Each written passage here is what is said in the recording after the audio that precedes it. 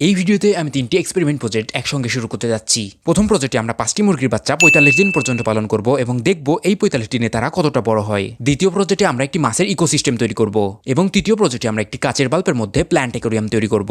তো চলো ভিডিও শুরু করা যাক। তো পরিচিত হও আমাদের মুরগির বাচ্চাদের সাথে, যাদের আমি একটি হ্যাচারি থেকে নিয়ে এসেছি। এখন এদের বয়স প্রায় 2 সপ্তাহ। আমাদের প্রথম কাজ হলো এদের জন্য নিরাপদ জায়গা তৈরি করা। বাচ্চাগুলোকে রাখার জন্য আমি একটি খাঁচার মধ্যে তুষ বিছিয়ে দিচ্ছি, যাতে মেঝেটা শুকনো ও আরামদায়ক থাকে। তারপর বাচ্চাগুলোকে একে একে খাঁচার মধ্যে ঢুকিয়ে দিলাম এবং গেট বন্ধ করে দিলাম। এবার দরকার খাবার আর পানি। আমি একটি প্লাস্টিকের কৌটা কেটে তার মধ্যে পানি দিয়ে খাঁচার এক কর্নারে বসিয়ে দিলাম। দেন একটি বোতল কেটে বোতলের মধ্যে খাবার দিয়ে খাঁচার মধ্যে রেখে দিলাম। আমার কাছে মুরগির বাচ্চাগুলোর পানি পান করা দেখতে খুবই কিউট লাগে। দেখো এরা কত সুন্দর করে কিউটভাবে পানি পান করে। বাচ্চাগুলো এখনো অনেক ছোট, তাই তাপমাত্রার ব্যাপারটা গুরুত্বপূর্ণ। বিশেষ করে রাতে তাপমাত্রা নেমে যায়, তাই বাচ্চাগুলোকে উষ্ণ রাখার জন্য আমি খাঁচার মধ্যে একটি হোল্ডার বেঁধে দিলাম। রাতে তাপমাত্রা নেমে গেলে আমরা এই হোল্ডারের সাথে একটি লাইট লাগিয়ে দেব। এরপর আমি ভাবলাম কেননা বাচ্চাগুলোকে ঘাস ফড়িং খাওয়ানো যাক, কিন্তু এত ছোট বাচ্চাদের কি ঘাস ফড়িং খাওয়ানো ঠিক হবে? এটা জানার জন্য আমি চ্যাটজিপিটিকে জিজ্ঞেস করলাম। চ্যাটজিপিটি আমাকে বলল, হ্যাঁ খাওয়ানো যাবে, কোনো সমস্যা নেই। তাই বাগানে চলে গেলাম ঘাস ফড়িং সংগ্রহ করতে। আমরা 2টি ঘাস ফড়িং ধরলাম। তারপর সেগুলোকে বাসায় নিয়ে এসে পাগুলো ভেঙে দিলাম, যাতে লাফ দিয়ে পালাতে না পারে। দেন একটি পা আমাদের বাচ্চাগুলোকে খেতে দিলাম। এরপর খাঁচার দরজা খুলে একটি ঘাস ফড়িংকে খাঁচার মধ্যে দিলাম, আর একটি বাচ্চা ঘাস ফড়িংকে মুখে নিয়ে বাইরে চলে আসলো। তারপর সবাই পিস পিস এসে কাড়াকাড়ি শুরু করলো। এদিকে একটা বাচ্চা সুযোগ বুঝে খাঁচার পিছনে গিয়ে খেতে শুরু করলো, কিন্তু বেশি সময় গোপন থাকতে পারলো না। বাকি বাচ্চাগুলো সেটা দেখে ফেললো এবং শুরু হলো ঘাস ফড়িং নিয়ে টানাটানি। হঠাৎ খাঁচার মধ্যে থাকা বাচ্চাটি এই বাচ্চার মুখ থেকে ঘাস ফড়িং ছিনিয়ে নিল। বাচ্চাগুলোর এরকম কাড়াকাড়ি দেখতে বেশ মজা হচ্ছিল, কিন্তু এভাবে তো কেউ ঠিকমতো খেতে পারবে না। তাই আমি 4টি বাচ্চাকে খাঁচার মধ্যে ঢুকিয়ে দিলাম, যাতে একজন আরামে খেতে পারে। আর আমাদের এই বাচ্চাটি একা হতেই ঘাস ফড়িংটিকে খেয়ে নিল। অনেকক্ষণ দৌড়াদৌড়ি করার পর বাচ্চাগুলো বেশ ক্লান্ত হয়ে পড়েছিল। কিছুক্ষণ পরে এসে দেখি বাচ্চাগুলো ঘুমিয়ে পড়েছে। তারপর রাত হলো, আমরা লাইট জ্বালিয়ে দিলাম। এখন এই বাচ্চাগুলো অনেক ছোট, কিন্তু আমার টার্গেট হলো আগামী 45 দিনের সঠিকভাবে যত্ন নিয়ে বড় করা। এই সময়ের মধ্যে আমরা নিয়মিত খাবার, পরিষ্কার পানি এবং নিরাপদ পরিবেশ দেওয়ার চেষ্টা করব। আর 45 দিন পর দেখব এই ছোট্ট বাচ্চাগুলো কত বড় হয়। এবার আমরা এই ছোট্ট চারির মধ্যে ফিশ ট্যাঙ্ক তৈরি করব। প্রথমে চারির পানির পরিমাণ কিছুটা কমাতে হবে। পানি কমানোর জন্য আমি একটি পাইপ ব্যবহার করছি।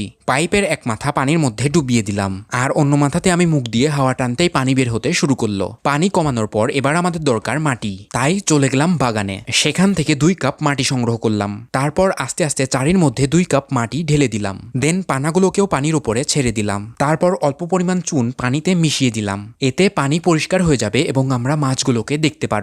এরপর আমি আমাদের বাড়ির পেছনের পুকুরে চলে গেলাম মাছ ধরতে। আমরা বেশ কিছু মাছ ধরে বাসায় নিয়ে আসলাম। এর মধ্যে ছিল কয়েকটি টাকি মাছ এবং 2টি তেলাপিয়া মাছ, একটি বড় এবং একটি অনেক ছোট। এবার মাছগুলোকে আমরা আমাদের ছোট্ট ইকোসিস্টেমে ছেড়ে দিলাম। এখন আমরা এই মাছগুলোকে 30 দিন পর্যন্ত পর্যবেক্ষণ করব এবং দেখব এই 30 দিনে তারা কত বড় হয়। এখন আমরা একটি কাচের বাল্বের মধ্যে প্ল্যান্ট অ্যাকোয়ারিয়াম তৈরি করব। প্রথমে আমরা বাল্বের মাথায় থাকা গাছগুলোকে ভেঙে নেব। বাল্বের মাথাটা বেশ শক্ত। অনেক চেষ্টা করার পর ফাইনালি আমরা ওপরের কাজটি ভাঙতে সক্ষম হলাম। এবার ভেতরের কাজগুলো ভাঙতে হবে। ভেতরের কাজগুলো ভাঙার জন্য আমি একটি লোহার টুল ব্যবহার করলাম। কাজগুলো পরিষ্কার করার সময় ছোট্ট একটি দুর্ঘটনা ঘটল।